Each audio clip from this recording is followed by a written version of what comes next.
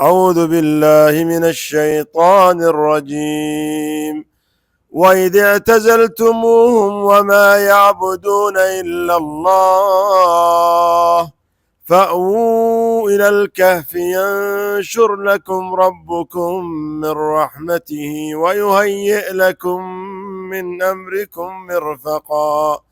وترى الشمس إذا طلعت تزاور عن كهفهم ذات اليمين وإذا غربت تقرضهم ذات الشمال وهم في فجوة منه ذلك من آيات الله من يهد الله فهو المهتد ومن يضلل فلن تجد له وليا مرشدا.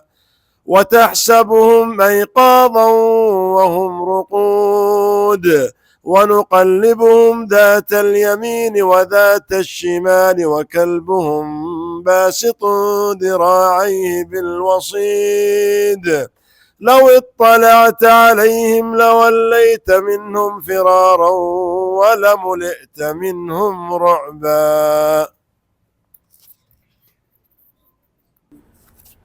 بسم الله الرحمن الرحيم. الحمد لله والصلاة والسلام على رسول الله وعلى آله وصحبه ومن والاه. قال الإمام البغوي رحمه الله تعالى: قوله تعالى: وترى الشمس إذا طلعت تزاور. قرأ ابن عامر ويعقوب تزور بسكون الزاي وتشديد. لا. وإذ اعتزلتموه ثم قال بعضهم لبعض. ثم قال بعضهم لبعض: وإذ اعتزلتموهم يعني قومهم وما يعبدون إلا الله. قرأ ابن مسعود: وما تعبدون من دون الله. وأما القراءة المعروفة فمعناها أنهم كانوا يعبدون الله ويعبدون معه الأوثان، يقولون: وإذ اعتزلتموهم وجميع ما يعبدون إلا الله فإنكم لم تعتزلوا عبادته فأووا إلى الكهف فالجأوا إليه ينشر لكم يبسط لكم ربكم من رحمته ويهيئ لكم يسهل لكم من أمركم مرفقا، أي ما يعود إليه يسركم ورفقكم. قرأ أبو جعفر ونافع وابن عامر مرفقا بفتح الميم وكسر الفاء، وقرأ الآخرون بكسر الميم وفتح الفاء، ومعناهما واحد وهو ما يرتفق به الإنسان. قوله تعالى: وترى الشمس إذا طلعت تزاور. قرأ ابن عامر ويعقوب تزور بسكون الزاي وتشديد الراء على وزن تحمر، وقرأ أهل الكوفة بفتح الزاي خفيفة وألف بعدها، وقرأ الآخرون بتشديد الزاي، وكلها بمعنى واحد أي تميل وتعدل. عن كهفهم ذات اليمين أي جانب اليمين، وإذا غربت تقرضهم أي تتركهم وتعدل عنهم ذات الشمال.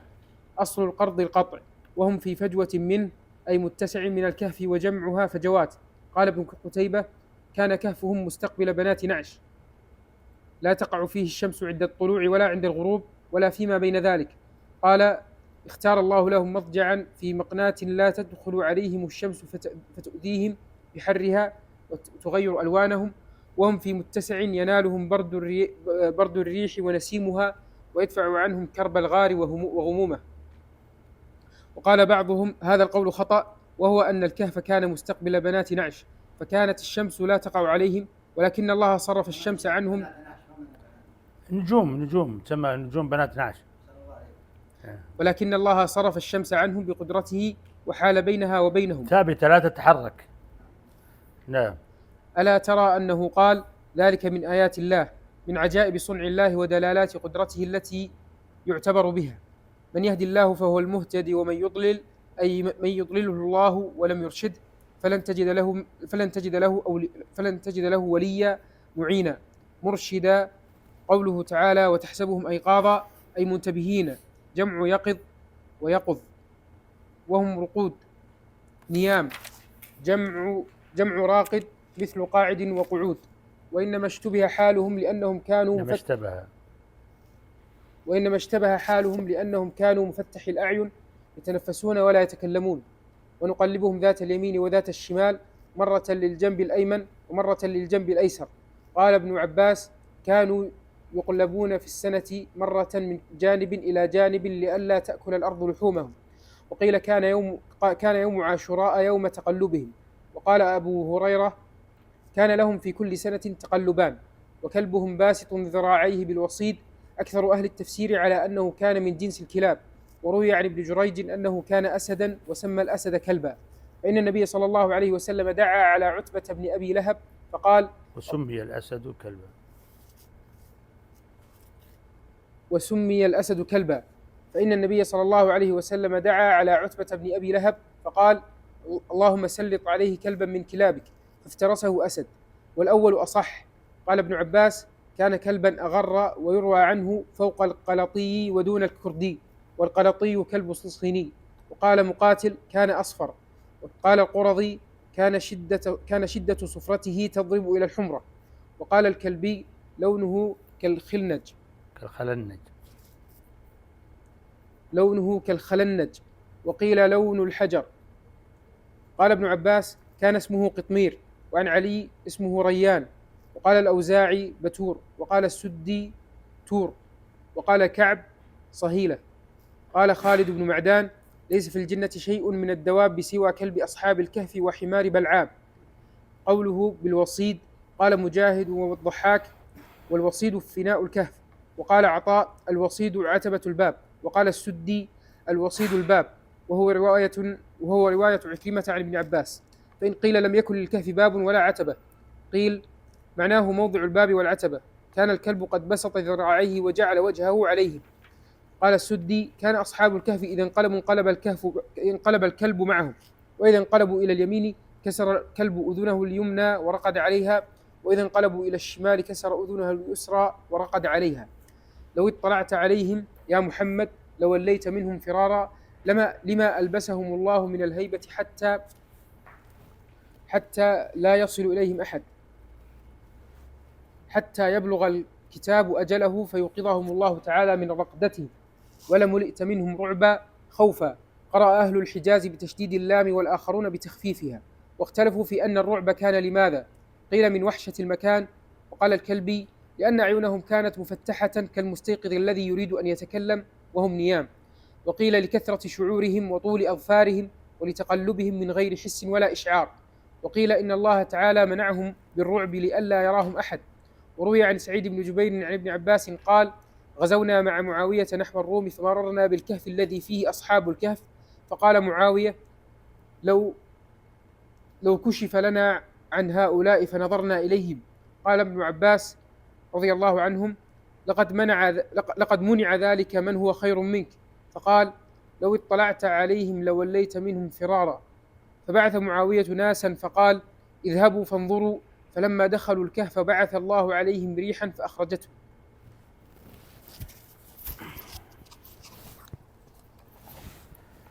بسم الله الرحمن الرحيم. الحمد لله رب العالمين، وصلى الله وسلم على نبينا محمد وعلى آله وصحبه أجمعين. اللهم علمنا ما ينفعنا وانفعنا بما علمتنا وزدنا علما يا رب العالمين. سبحانك لا علم لنا إلا ما علمتنا إنك أنت العليم الحكيم. يقول الله تعالى: وإذ اعتزلتموهم وما يعبدون إلا الله فأووا إلى الكهف ينشر لكم ربكم من رحمته ويهيئ لكم من أمركم مرفقا. قال المحققون إذ هنا إنها تفيد التعليل، أي لأجل اعتزالكم القوم فالأنسب لكم أن تتخذوا من الكهف مأوى لكم، وكونوا على ثقة بربكم أنه سينشر لكم من رحمته ويهيئ لكم من أمركم مرفقا. وهو من قول بعضهم لبعض، ولعله من كبيرهم وقائدهم. قال الفراء: وقوله فأووا إلى الكهف جواب لإذ، كما تقول إذ فعلت ما فعلت فتب. والاعتزال التباعد والانفراد عن المخالطة، فمعنى اعتزال القوم ترك مخالطتهم رحمك الله، ومعنى اعتزال ما يعبدون التباعد عن عبادة الأصنام. وهذا الاعتزال والممايزة من المؤمن عن الكافر مما يحبه الله ويرضاه، لذا أثنى الله تعالى على خليله إبراهيم عليه السلام بذلك الاعتزال في قوله تعالى: وأعتزلكم وما تدعون من دون الله وأدعو ربي عسى ألا أكون بدعاء ربي شقيا. ثم قال جل وعلا: فلما اعتزلهم وما يعبدون من دون الله وهبنا له إسحاق ويعقوب وكلا جعلنا نبيا، على سبيل الثناء بهذا الاعتزال. وقوله وما يعبدون إلا الله، في هذا الاستثناء قولان: أنه استثناء منقطع، وذلك لو قيل أنهم لا يعبدون إلا الأصنام، يعني لا بمعنى لكن نعبد الله، أو أنه استثناء متصل. القول الثاني أنه استثناء متصل بناء على أنهم كانوا يعبدون الله ويعبدون الأصنام معه، ولعله الأرجح، وذلك لما سبق بيانه في أول السورة من دقة وشدة الاحتراز في القرآن.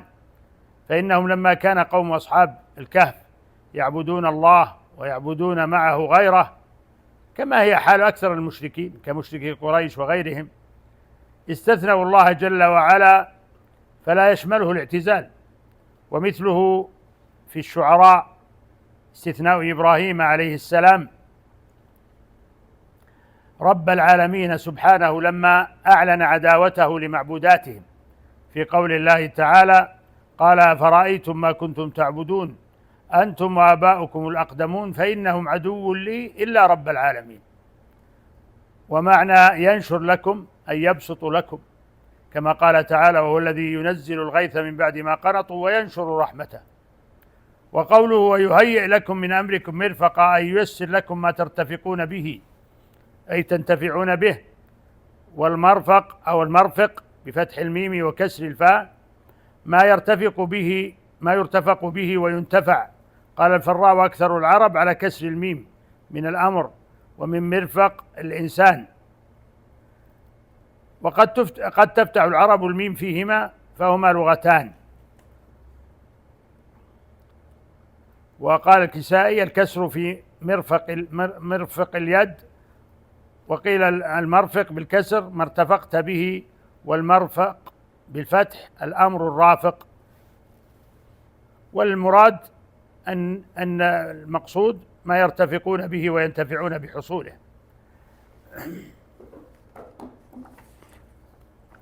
ثم قال جل وعلا: وترى الشمس إذا طلعت تزاور عن كهفهم ذات اليمين وإذا غربت تقرضهم ذات الشمال وهم في فجوة منه ذلك من آيات الله من يهدي الله فهو المهتدي ومن يضلل فلن تجد له وليا مرشدا. يخبر سبحانه عن حال هؤلاء الفتية المهتدين رضي الله عنهم، وعنايته بالعظيمة بهم لما عزموا على اعتزال قومهم هربا بدينهم وإنكارا لما عليه قومهم من الشرك بالله العظيم، فآووا إلى الكهف واتخذوه مسكنا لهم. فقضى الرب الكريم سبحانه أن يكرمهم بآية منه عظيمة ومعجزة عجيبة، فأنامهم نومة طويلة داخل كهفهم، وتوالت السنون والأعوام بل والقرون وهم في رقدتهم غارقون، والله سبحانه يكلأهم برحمته ويحيطهم بعنايته. ومن ذلك ما أخبر سبحانه في هذه الآية الكريمة من دخول الشمس عليهم في كهفهم دخولا عجيبا محكما دقيقا. فقال جل وعلا: وترى الشمس إذا طلعت تزاور عن كهفهم ذات اليمين وإذا غربت تقرضهم ذات الشمال وهم في فجوة منه. ولا شك أن لدخول الشمس عليهم صباح مساء حكمة بليغة، حكمة لطيفة ومنحة كريمة. وقد تكلم المفسرون في هذه الآية واستنبطوا منها جهة باب الكهف، فقال الإمام الحافظ ابن كثير رحمه الله: هذا دليل على أن باب هذا الكهف من نحو الشمال، لأنه تعالى أخبر أن الشمس إذا دخلته عند طلوعها تزاور عنه ذات اليمين، أي يتقلص الفيء يمنة، كما قال ابن عباس وسعيد بن جبير وقتادة: تزاوروا أي تميل. وذلك أنها كلما ارتفعت في الأفق تقلص شعاعها بارتفاعها حتى لا يبقى منه شيء عند الزوال في مثل ذلك المكان. ولهذا قال: وإذا غربت تقرضهم ذات الشمال، أي تدخل إلى غارهم من شمال بابه وهو من ناحية المشرق، فدل على صحة ما قلناه. وهذا بين لمن تأمله وكان له علم بمعرفة الهيئة وسير الشمس والقمر والكواكب. وبيانه أنه لو كان باب الغار من ناحية الشرق لما دخل إليه منها شيء عند الغروب، ولو كان من ناحية القبلة لما دخل منها شيء عند الطلوع ولا عند الغروب، ولا تزاور الفيء يمينا ولا شمالا، ولو كان من جهة الغرب لما دخلته وقت الطلوع بل بعد الزوال، ولم تزل فيه إلى الغروب، فتعين ما ذكرناه ولله الحمد.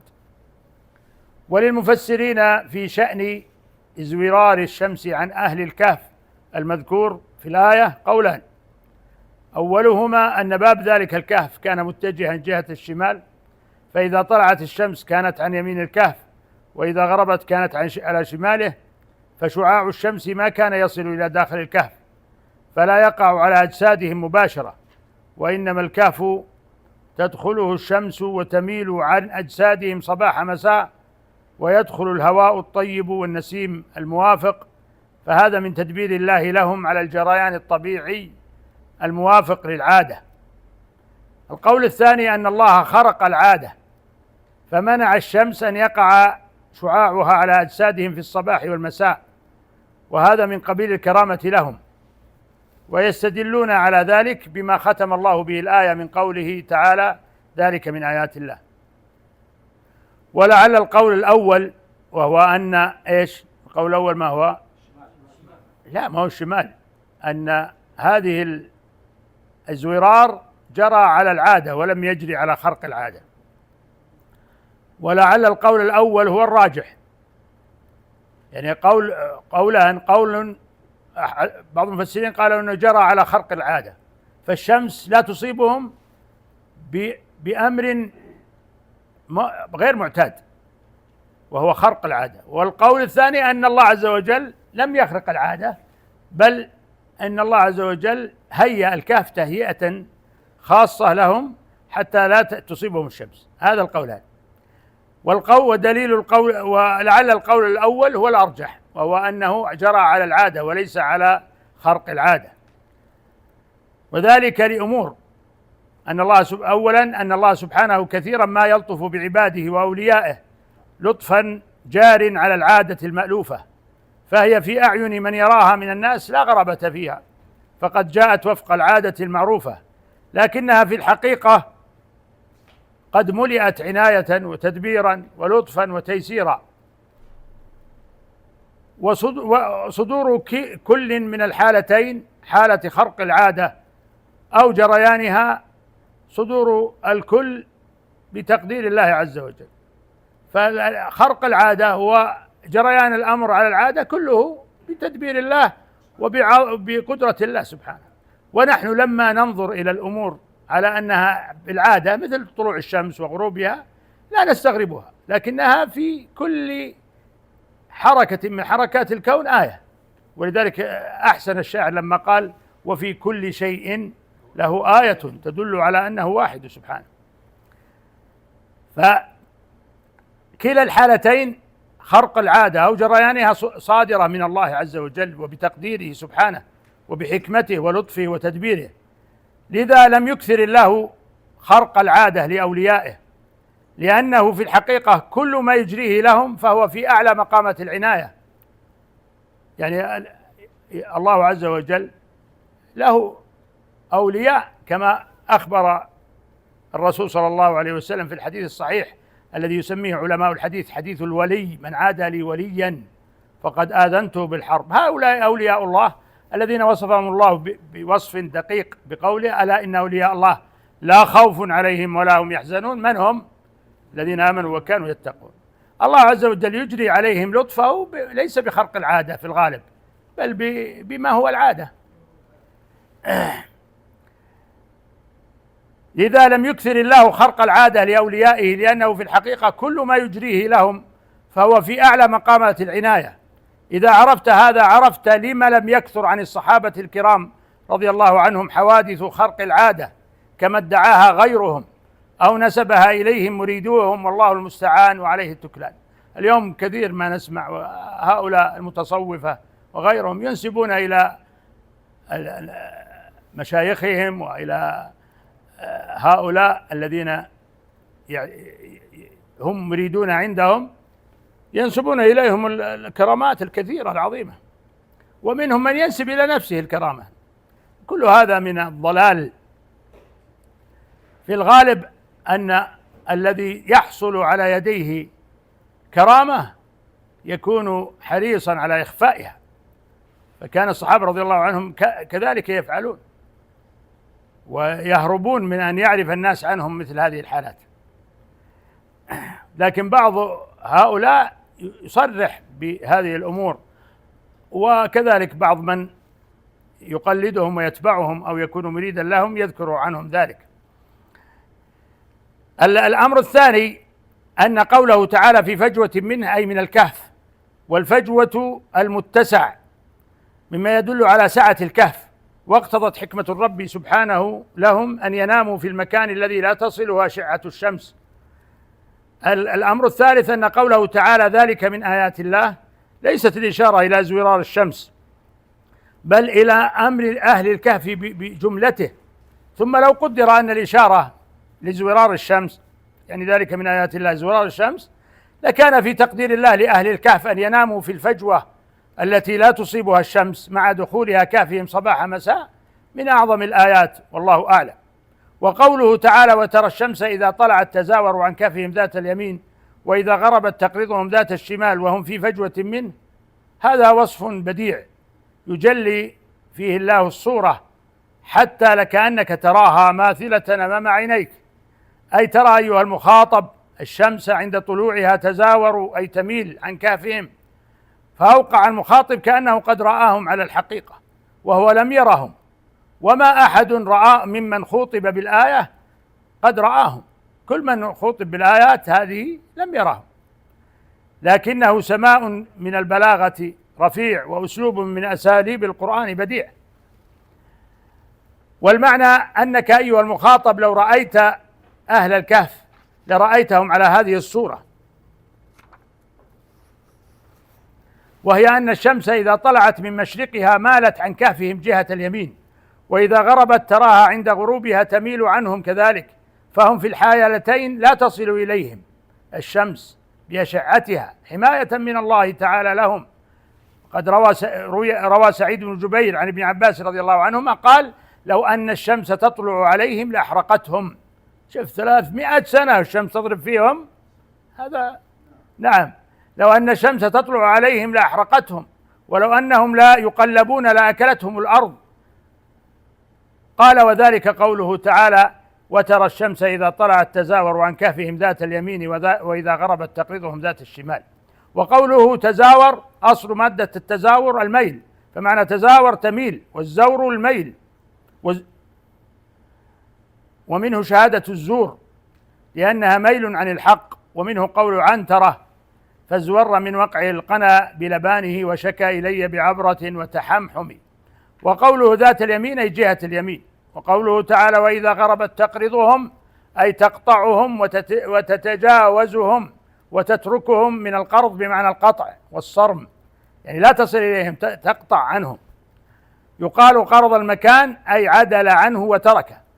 والمعنى أن الشمس تنقطع بمعنى تغيب قبل أن تصل إليهم، كقول الشاعر نظرت بجرعاء السبية نظرة ضحى وسواد العين في الماء شامس إلى ضعن يقرضن أقواز مشرف شمالا وعن أيمانهن الفوارس.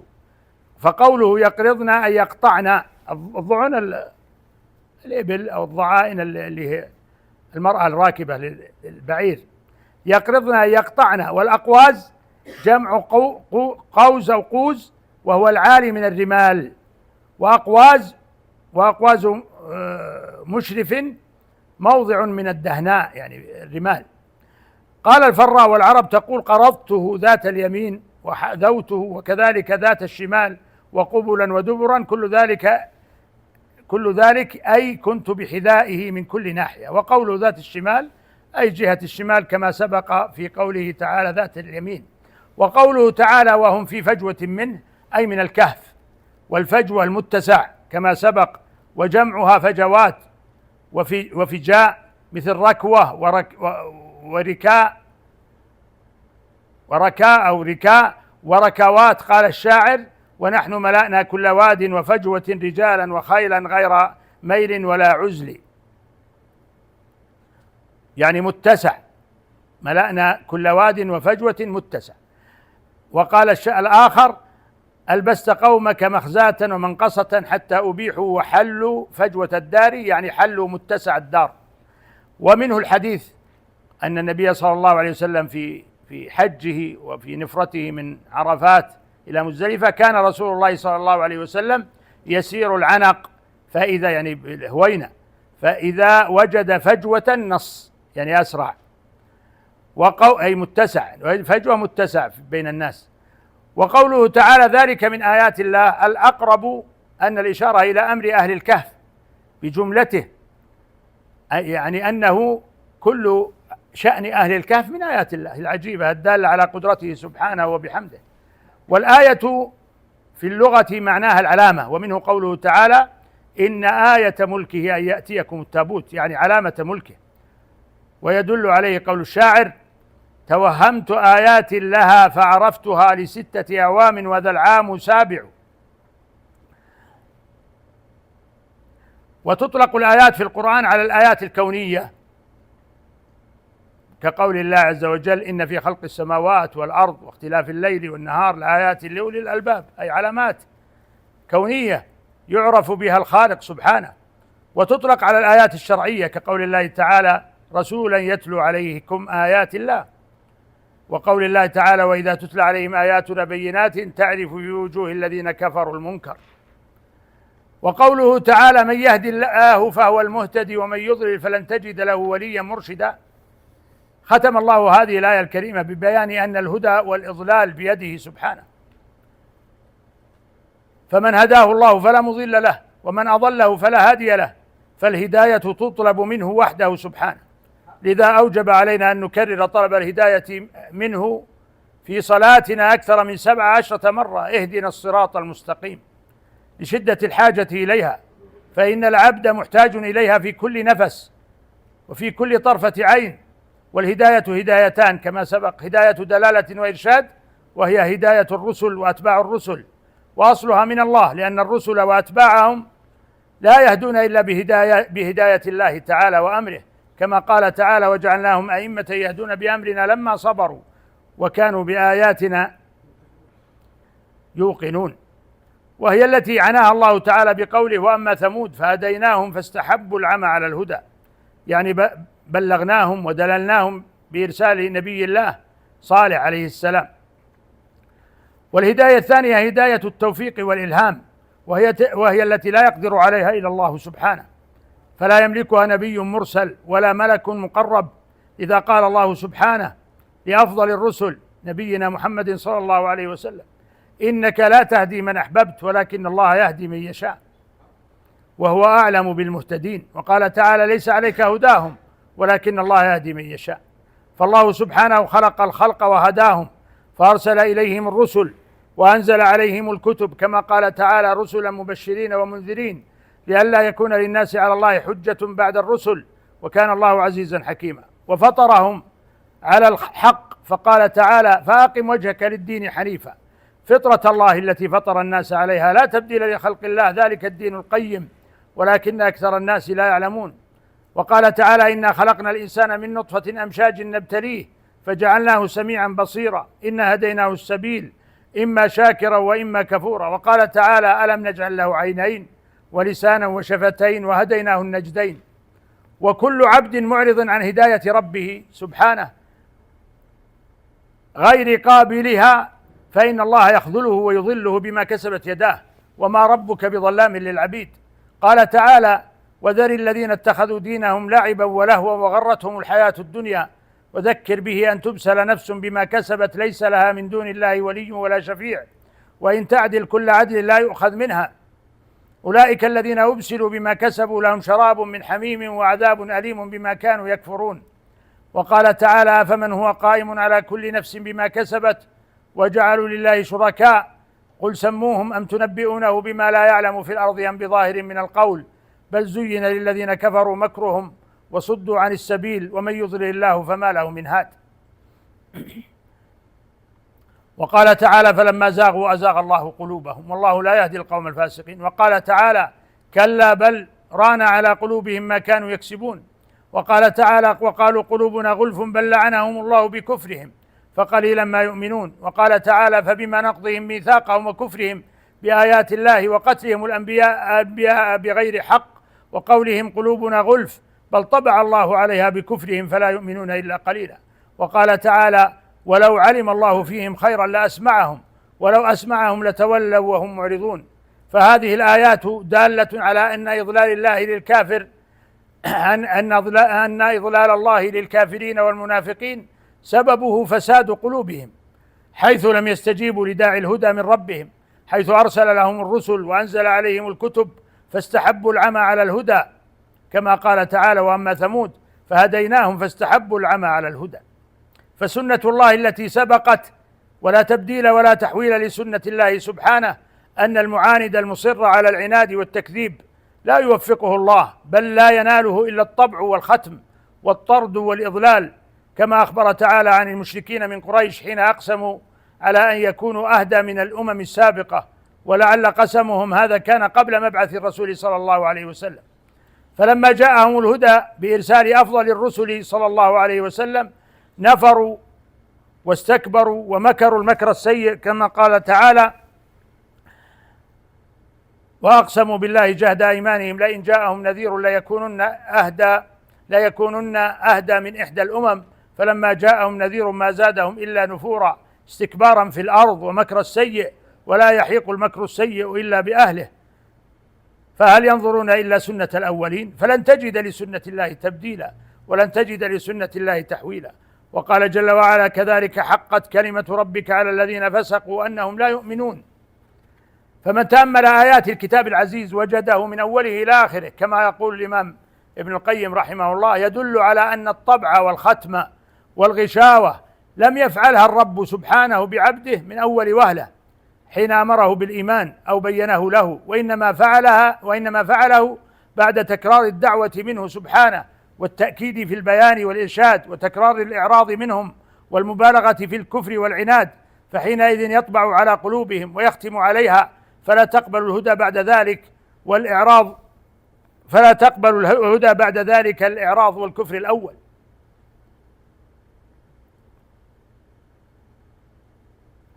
فلا تقبل الهدى بعد ذلك، والإعراض والكفر الأول لم يكن معه مع ختم وطبع، بل كان اختيارا، فلما تكرر منهم صار طبيعة وسجية.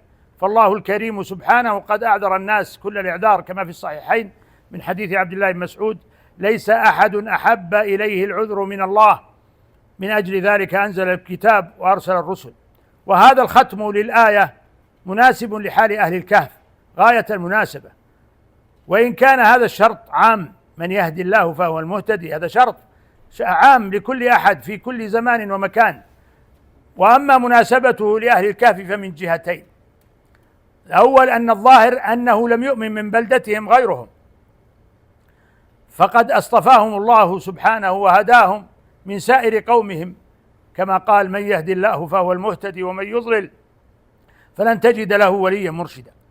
الثاني أن أهل الكهف هم أبناء علية القوم، والغالب على من كان كذلك، وهم شباب أيضا ومن علية القوم، فالغالب على من كان كذلك الإمعان في الغواية، لكن الله عز وجل اصطفاهم واجتباهم وهداهم: من يهدي الله فهو المهتدي ومن يضلل فلن تجد له وليا مرشدا. وهذا المعنى أشار الله عز وجل إليه في آيات كثيرة، فمنها قوله تعالى: من يهدي الله فهو المهتدي ومن يضلل فأولئك هم الخاسرون، وقوله: إنك لا تهدي من أحببت ولكن الله يهدي من يشاء، وقوله: ومن يرد الله فتنته فلن تملك له من الله شيئا، وقوله: إن تحرص على هداهم فإن الله لا يهدي من يضل وما لهم من ناصرين، إلى غير ذلك من الآيات. وقوله جل وعلا: وتحسبهم أيقاظا وهم رقود ونقلبهم ذات اليمين وذات الشمال وكلبهم باسط ذراعيه بالوصيد لو اطلعت عليهم لوليت منهم فرارا ولملئت منهم رعبا. يخبر سبحانه عن حال هؤلاء الفتية أثناء نومهم الطويل أنه لو دخل عليهم في كهفهم لظنهم أيقاظا وهم رقود، وسبب هذا الظن والله أعلم هو أن أعينهم مفتوحة، لأن الفارق بين النائم والمستيقظ هو تغميض عينيه، وقيل لكثرة تقلبهم. وقوله جل وعلا ونقلبهم ذات اليمين وذات الشمال، أي نقلبهم في رقدتهم إلى الجهتين لئلا تأكل الأرض أجسادهم. قال العلامة الشيخ عبد الرحمن بن سعدي رحمه الله في تفسيره: هذا أيضا من حفظه لأبدانهم، لأن الأرض من طبيعتها أكل الأجسام المتصلة بها، فكان من قدر الله أن قلبهم على جنوبهم يمينا وشمالا بقدر ما لا تفسد الأرض أجسامهم، والله تعالى قادر على حفظهم من الأرض من غير تقليب، ولكنه تعالى حكيم أراد أن تجري سنته في الكون ويربط الأسباب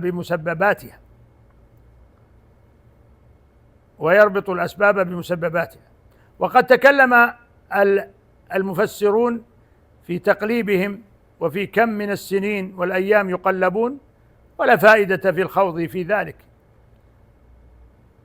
قال الزجاج: الأيقاظ المنتبهون، واحدهم يقظ ويقظان والجميع أيقاظ، والرقود النيام. قال الفراء: واحد الأيقاظ يقظ ويقظ. وذكر بعض أهل العلم أن وجه الحكمة في فتح أعينهم أنه لو دام طبقها لذابت والتصقت، والله أعلم. وقوله وكلبهم باسط ذراعيه بالوصيد، نسب الكلب إليهم إما أنه ملك لهم جميعا أو أنه لأحدهم، لكن غلب على جميعهم لاتحاد مقصدهم. وللمفسرين في الوصيد أقوال عدة، أحدها أنه فناء الكهف، والثاني أنه الصعيد وهو التراب، قاله سعيد بن جبير ومجاهد، والثالث أنه باب الكهف، رواه عكرمة عن ابن عباس، وبه قال السدي. وكلبهم باسط ذراعيه يعني بالوسيط أي بالباب. قال الشاعر: بأرض فضاء لا يسد وصيدها، علي ومعروفي بها غير منكر. ومنه قوله إنها عليهم مؤصدة، يعني مغلقة، أبوابها مغلقة. ولعل هذا هو الأرجح من الأقوال أن الوصيد هو باب الكهف. الفناء هو الذي أمام الكهف. نعم، ولعل هذا هو الأرجح أنه باب الكهف، لأن الكلب في الغالب أنه يجلس في المكان الذي يحرس فيه، لأن الله عز وجل جعل فيه هذه الخاصية الحراسة، فيجلس في المكان الذي يحرس فيه أصحابه أو من هو تبع لهم.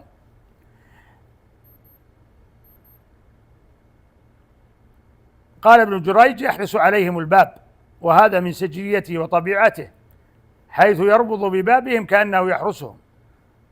وذكر المفسرون أن فضل صحبة الصالحين تنال حتى الحيوان، فهذا الكلب شملته الكرامة، ونوه الله بذكره في كتابه، كما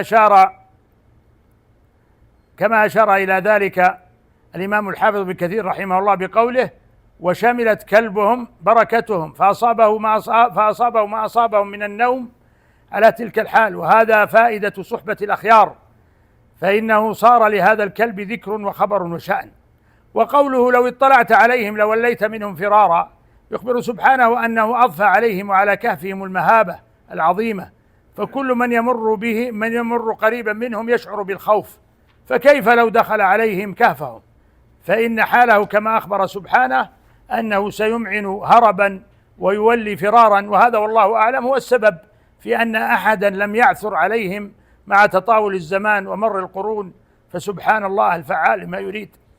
ومعنى اطلع أو اطلعت يعني اطلع أشرف قاصدا النظر، كما في قوله تعالى: فأقبل بعضهم على بعض يتساءلون قال قائل منهم إني كان لي قرين يقول أئنك لمن المصدقين أئذا متنا وكنا ترابا وعظاما أئنا لمدينون. قال هل أنتم مطلعون؟ فاطلع يعني فأشرف ليقصد النظر، فاطلع فرآه في سواء الجحيم. وقوله جل وعلا فرارا منصوب على المصدرية بمعنى يعني التولية والهرب. وقيل أن الفرار سببه أنها طالت شعورهم وأظفارهم فكان منظرهم مخيفا، وهذا بعيد لأنهم لما استيقظوا قال بعضهم لبعض لبثنا يوما أو بعض يوم، ودل هذا على أن شعورهم وأظفارهم كانت بحالها، لأن هذا أبلغ في الآية، حتى إنهم لم يستنكروا شيئا من حالهم لما قاموا، لا شعورهم ولا أظفارهم بل ولا ملابسهم. ملابسهم كانت على الحالة التي ناموا بها، فهي لم تبلى ولم تتشقق. فسبحان الله العظيم القادر على كل شيء، إذا أراد شيئا إنما يقول له كن فيكون. 300 سنة الثياب هذه تجلس أيام وأشهر تبلى وتتقطع، وهذه 300 سنة ما تقطعت، سبحان الله.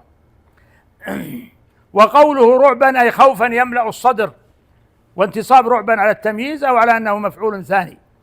وقد كثر خوض المفسرين في اسم كلبهم ولونه، وهذا مما لا فائدة فيه، فالإعراض عنه أولى.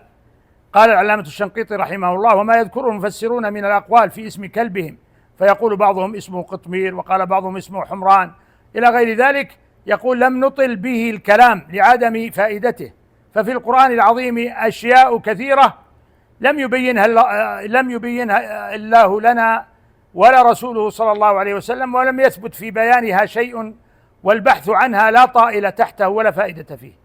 وكثير من المفسرين يطنبون في ذكر الأقوال فيها بدون علم ولا جدوى، ونحن نعرض عن مثل ذلك دائما، كلون الكلب أصحاب الكهف واسمه، وكالبعض الذي ضرب به القتيل من بقرة بني إسرائيل، وكاسم الغلام الذي قتله الخضر وأنكر عليه موسى قتله، وكخشب سفينة نوح من أي شجر هو، وكم طول السفينة وعرضها، وكم فيها من الطبقات إلى غير ذلك مما لا فائدة في البحث عنه ولا دليل على التحقيق فيه. وقال الإمام الحافظ الكثير رحمه الله واختلفوا في لونه، يعني في لون الكلب، على أقوال لا حاصل لها ولا طائل تحتها ولا دليل عليها ولا حاجة إليها، بل هي مما ينهى عنه، فإن مستندها رجم بالغيب. ونقف على قوله تعالى وكذلك بعثناهم ليتساءلوا بينهم، والله أعلم، صلى الله وسلم على نبينا محمد.